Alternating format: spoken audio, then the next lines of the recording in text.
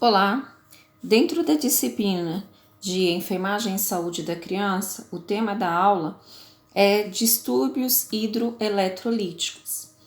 Eles ocorrem com mais frequência em crianças pequenas, que a gente considera também as pequenas e as lactentes, ou seja, aquelas crianças que ainda são de colo, que amamentam e tudo mais. E crianças pequenas, mas também crianças um pouco maiores podem apresentar alguns desses distúrbios. É muito importante a avaliação imediata da criança, porque alguns desses distúrbios eles podem matar. Eles podem realmente agravar o estado da criança e aí, infelizmente, a criança ir a óbito. E aí, quais são esses distúrbios? A gente tem aí a diarreia, o vômito, a desidratação e a desnutrição. Então, nessa aula nós vamos estar falando exatamente sobre esses 4 distúrbios. As crianças têm problemas, alguns outros problemas hidroeletrolíticos, sim, mas os 4 mais graves para a gente são esses, tá? E aí vamos começando a falar sobre a diarreia, que ela apresenta hoje a importante causa de morbidade e mortalidade mundial em crianças com menos de 5 anos.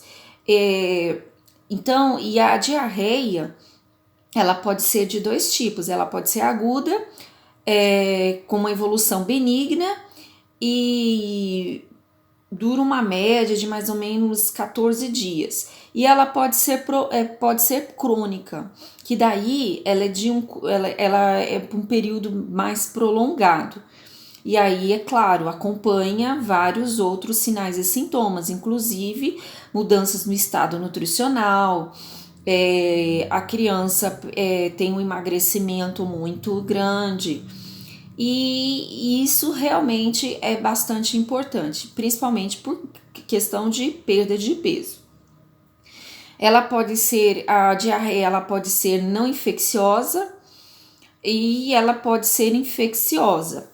Quando a criança é internada com diarreia, ela é colocada em isolamento, porque se ela for do tipo infecciosa, ela pode sim ser transmissível. Tanto que a gente tem aí hoje a vacina de rotavírus, que é exatamente para evitar esse tipo de problema. Quais os sinais e sintomas que a diarreia vai apresentar?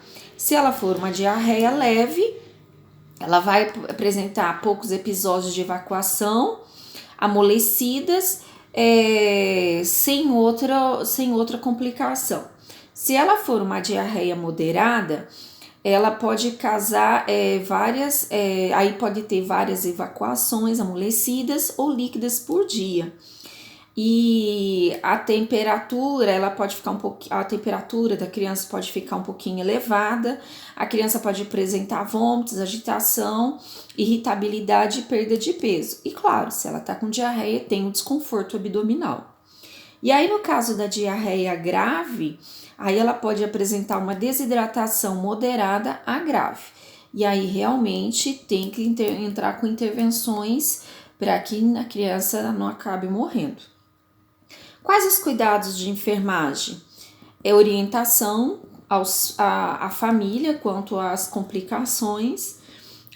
A gente vai ter controle rigoroso hídrico, controle das eliminações. Mas criança, eu não tenho como pesar, saber quanto de fezes ela apresentou. Tem sim, a gente pesa a fralda limpa e a fralda suja, e aí a gente tem uma média. A gente também tem que controlar o peso da criança. Se ela for uma criança pequena e vier apresentando ela tiver numa diarreia grave, a gente pesa a criança durante pelo menos umas 3 vezes ao dia. Se não, uma vez ao dia no período da manhã é o suficiente. A gente deve relatar em evolução, em detalhes, como é que está sendo esses episódios de evacuação da criança. Lembrar que cuidados de higiene, lavagem das mãos, higiene também na região perianal, perinal da criança deve ser feita corretamente. Nós temos também como distúrbio o vômito, que é definido como a ejeção, ou seja, a expulsão forçada do conteúdo gástrico através da boca. É uma ocorrência comum na infância, normalmente autolimitada, não exigindo tratamento específico, mas diarreia e vômito juntos é sinal de uma certa é sinal de complicações.